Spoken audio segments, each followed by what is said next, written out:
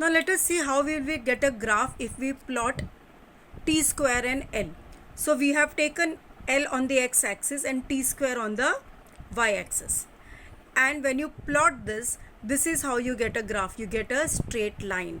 So if a graph is plotted for the square of time period t square taken on the y-axis against the length L taken on the x-axis, it becomes out to be a straight line inclined to the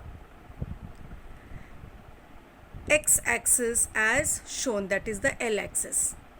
This shows that t square is directly proportional to L. So graphical verification that t square is directly proportional to L. Now we will see how to find the slope of this graph. Slope of this t square versus L graph. Now you always know that the formula for slope will be, you can take any 2 points on the graph. Say suppose we take P and Q. Let the coordinates of P be say x1, y1, Q be x2, y2. Then slope is always going to be y2 minus y1 upon x2 minus x1. That is, slope of any line is the difference of their y coordinates divided by the distance, the difference of their x coordinates. So slope of a line is equal to difference between their y coordinates divided by difference between their x coordinates, y2 minus y1 upon x2 minus x1.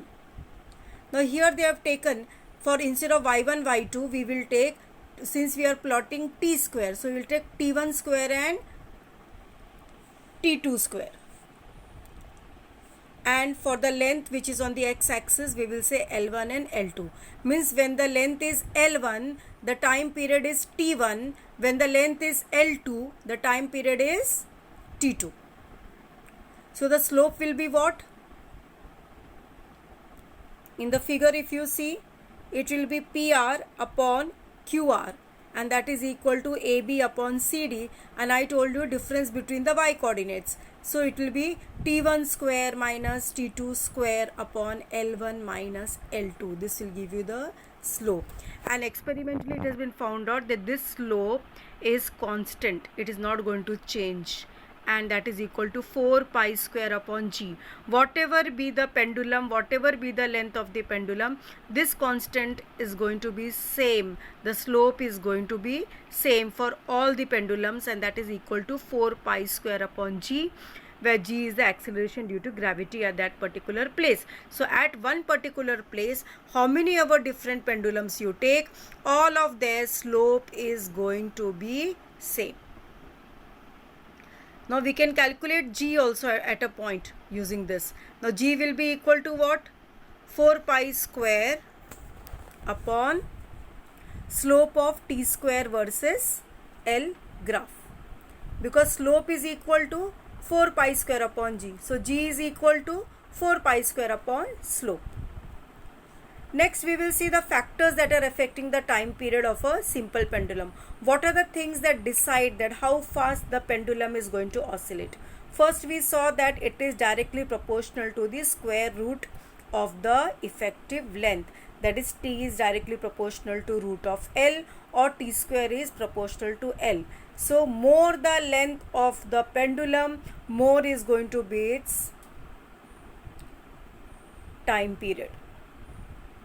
Now a pendulum clock has a compound pendulum which is made up of a metal like brass or steel, and because of the seasonal change of temperature, the effective length of pendulum also changes, because you know that metals contract in winter, they expand in summer, and that is why the length changes and hence their time period also changes. So you will find that the clock goes faster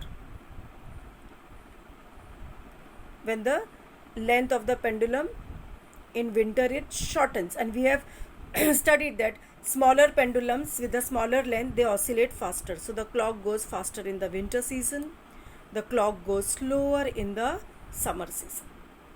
Okay, this is the reason. Now even similarly, when we are swinging, if we stand on the swing, the time period of the swing decreases. Why it decreases? Because the length decreases because we are standing. And so what happens? It will start moving faster. And this is because when we stand, the center of gravity rises, so the effective length of the swing decreases. It is only from the top, that is the suspension, till our head. So the length decreases, and so we are able to swing faster. And when we sit down, the distance between the suspension point and our head increases, so the length of the pendulum increases, and hence we swing slower. Third is the time period of oscillation is inversely proportional to the square root of acceleration due to gravity. T is inversely proportional to root of g.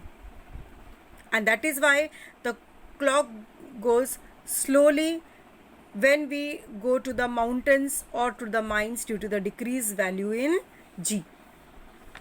Then you have the time period of oscillation does not depend on the mass or material of the body suspended. If we take two pendulums of equal length but with bobs of different masses or different material, the time periods will remain same. Since the length is same, it will be same. Whether it is copper, one is silver, it doesn't matter. Next, the time period of oscillation does not depend upon the extent of swing on either side. That is how far, that is the distance OA or OB. How far you are taking and you are releasing, that doesn't matter. You release it at a little distance or you take it too far and release, the time period is going to remain the same. That's all with the factors affecting time period.